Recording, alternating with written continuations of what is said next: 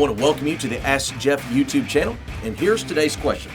It says in John chapter 6, Jesus speaks of being, quote, the bread of life, and having eternal life by eating the bread of life. While mentioning their ancestors, quote, ate the man in the wilderness, yet they died. Does this mean their ancestors died an earthly death or never had a chance at eternal life?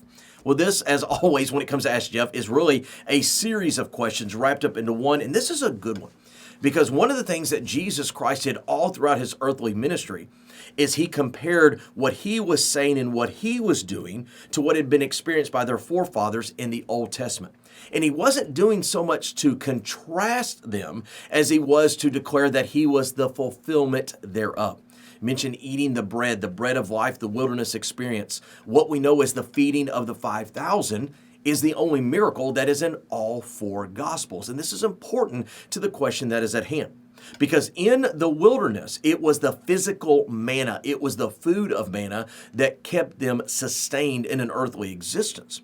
What we know as bread today keeps us sustained as an earthly existence. What Jesus is trying to share in John chapter 6 is that eternal life can only be found in Him.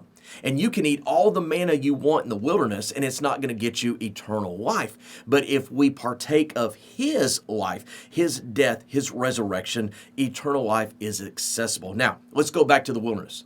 You can be in the wilderness or you can be today. Everybody is going to physically die. Hebrews chapter 9, verse 27 says that we all must one day die and face the judgment. So all the Israelites in the wilderness died, and even those who went into the promised land, guess what? They died.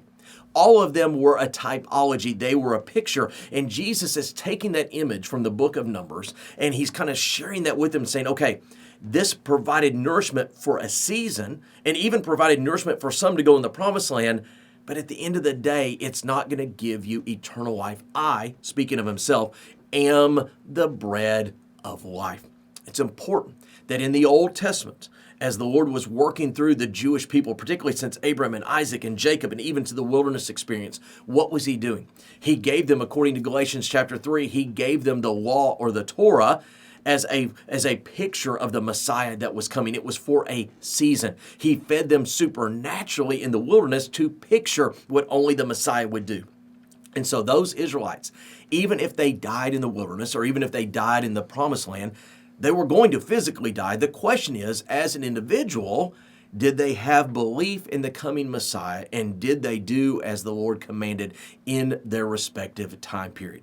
You know, we talk about the Israelites dying in the wilderness. One of the things that we never really talk about is, does that mean that everyone that died in the wilderness, quote unquote, went to hell versus heaven? I wouldn't go that far. Because when you get to Matthew chapter 27, that famous passage beginning at verse 51, when it says, when Jesus rose from the grave, many of the saints of old rose with him. It doesn't say the saints from this time period or that period, but not from this one. And so therefore, at the end of the day, our relationship with the Lord, our eternity is based on an individual relationship with him based on have we done as he has called us to do. And one of the things that Jesus does in John 6 is he pulls this illusion from the Old Testament. He brings it to you and I and says, it's one thing to be fed physically by God throughout the course of your life.